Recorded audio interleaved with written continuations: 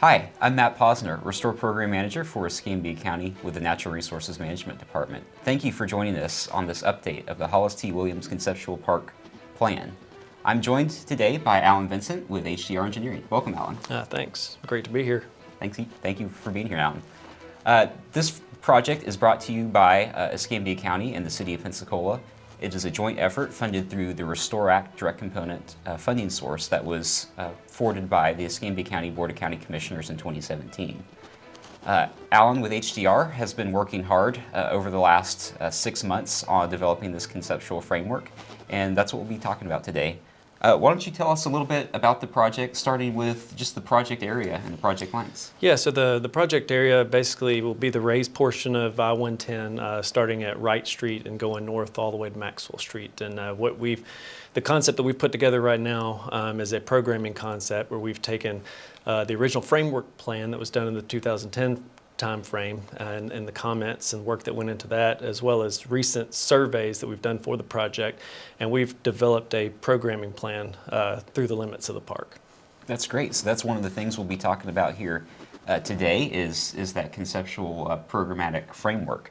So why don't we just start going through more or less section by section, starting up at the first block on Maxwell Street. What are some of the elements that we're seeing in that first block? Yeah, so that first block between Jordan and Maxwell, what we planned there is kind of remembering the lost neighborhood that once existed before the interstate came through. You know, we were looking at historical aerials of the area. We noticed these blocks, you know, were loaded with as many as, you know, a dozen homes at one time. And so what we're going to do in that block is outline some of the old home sites and also incorporate things like kitchen gardens within some of those boundaries, and also remember the areas through history boards and things like that within the area. So it would really be a nice place to enjoy and learn a little bit about the history of the neighborhood. That's great, Alan. Thanks for covering that. So let's move into the action section of the framework plan, starting south of Jordan Street. Yeah, so in talking to the community with respect to the action section, you know, one of the first things you notice when you're out there are the football goalposts. And we understand that with McGee Field just to the north, that area is actually utilized for football practices. You know, up to 200 kids can be out there practicing during that time of the year. So we want to keep that as a large section of multi-use fields, but we also, you know, you think about the families that are out there with all those football players, their siblings, their parents, and they're all waiting for hours on a football practice. They really don't have anything to do. So what we'd also like to add to that block is a walking track, fitness loop, you know, with maybe some exercise equipment. That walking track would be about a quarter mile long. And then in the southeast corner of the site, we'd like to add a playground area. So basically there are things to do for all ages in that area while those fields are being occupied. That's great. This park really is a place for the whole family to come to. You've got your kids, your teens, and up to the adult age. That's great.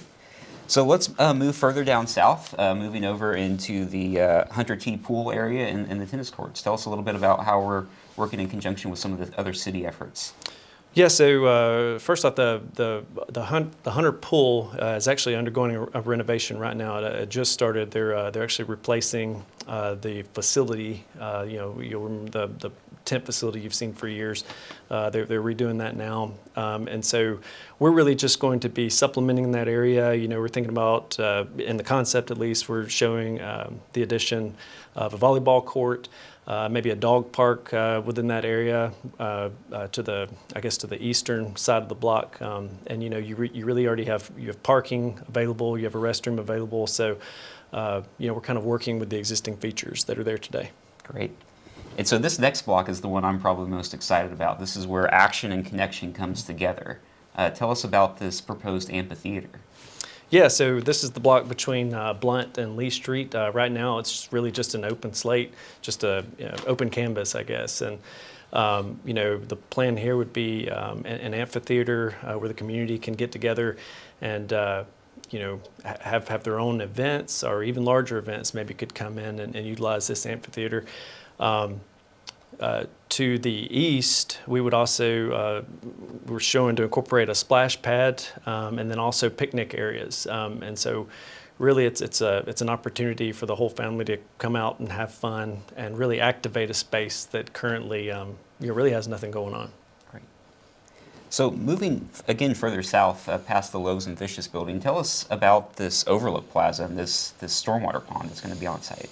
Yeah, so the Overlook Plaza actually surrounds a big area of concrete that's out there. We'd like to repurpose that enormous concrete area as a supplemental parking area for the park. We'll surround that by this Overlook Plaza, and what we're doing there is we're kind of bringing the whole park together.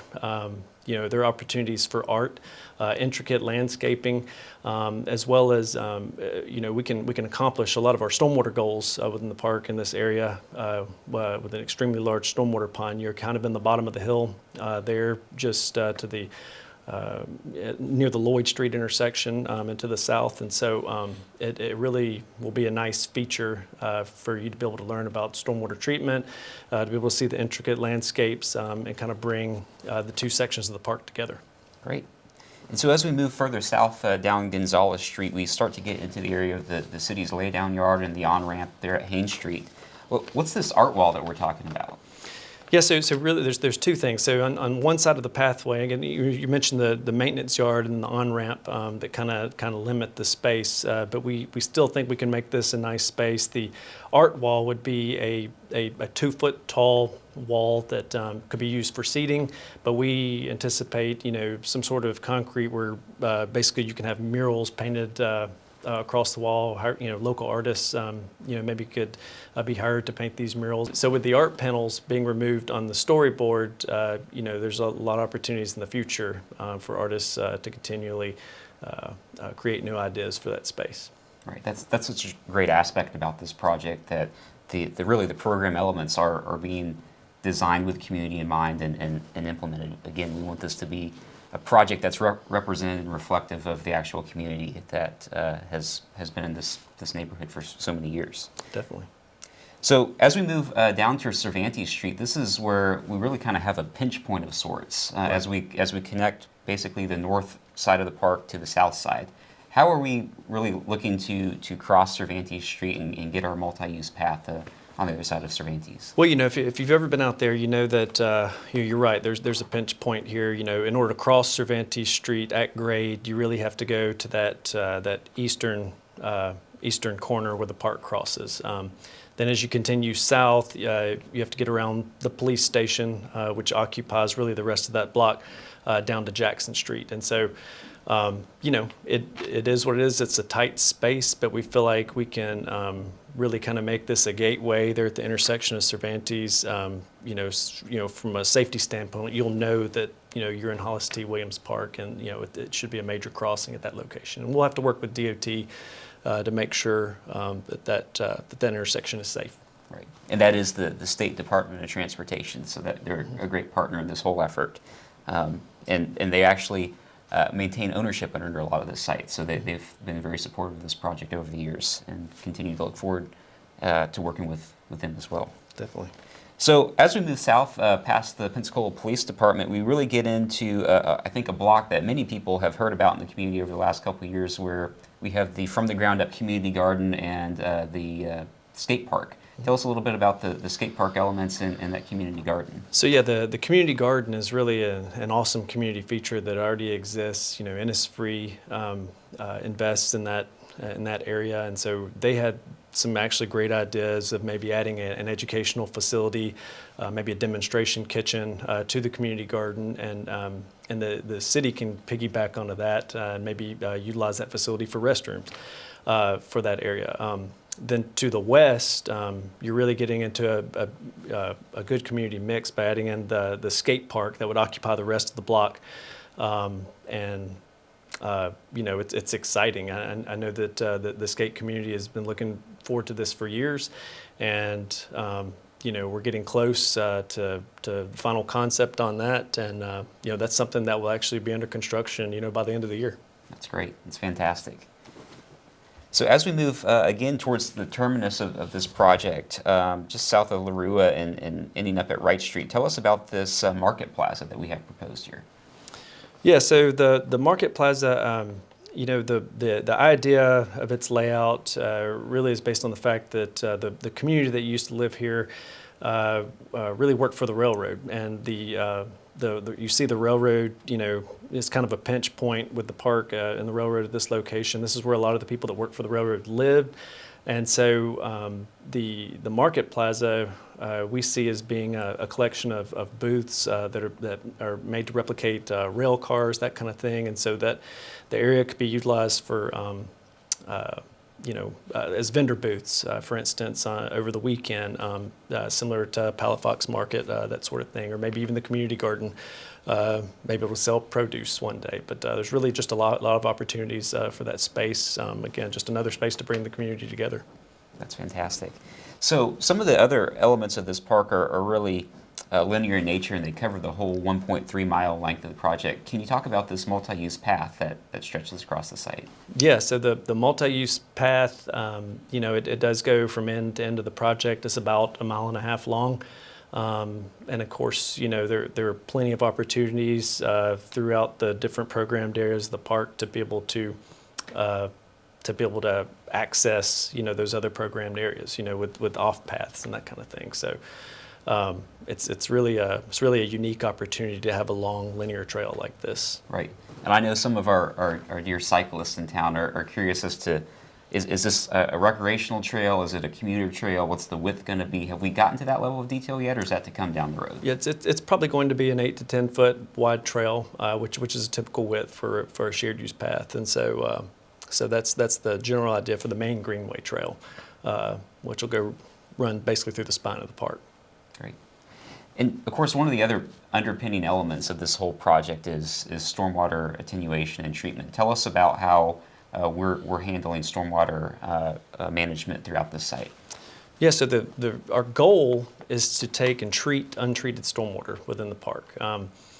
That's also tied into the restore funding, the restore grant funding, for the project. Our goal is, between 10 and 15 acre feet of storage capacity of stormwater, and by attenuate, what we're talking about is taking that stormwater that currently just goes into a pipe, goes into the bay, and we're trying to hold it at specific areas on the park. Historically, you're thinking, stormwater pond would be a good example of that. And while we do have one of those on the site, we also have different features such as rain gardens, underground storage, bioswales, different areas, just shallow depressional areas that can hold stormwater for a small period of time and recharge the groundwater table, as well as treat the stormwater instead of it just running off straight into the bay. That's great. So this project really is a dual-purpose project. We bring the community together with those stormwater improvements, and I think you kind of touched on this at the start, but it is really reintegrating that fabric of the community back together. Oh, yeah. And create a destination where people can come for generations. Especially as we enter the post-COVID world, we've kind of talked about some of these program elements and really creating a workspace for community members, and maybe that's something that the Market Plaza captures. We've talked about maybe some different benches and solar tables and things of that nature, right? Well, thanks so much, Alan, for joining us today. This has been a fantastic recap of the conceptual framework for the Hollis T. Williams project. First, can you tell us a little bit about the next steps? What are we asking the community to do right now? Where can the public provide their comments, and then where are those comments go, and how are those comments incorporated? Yeah, there are multiple ways to provide your comments. If you go to myhtwpark.com, you can browse our website there, and there are opportunities to make comments on the concept, part of what we're talking about here today. We've recently had a public meeting on site. We've done surveys previously, and so our goal moving forward is to finalize that concept and move forward with design. Great. Well, thank you so much, Alan. Yeah. It's great talking to you. Thanks a lot.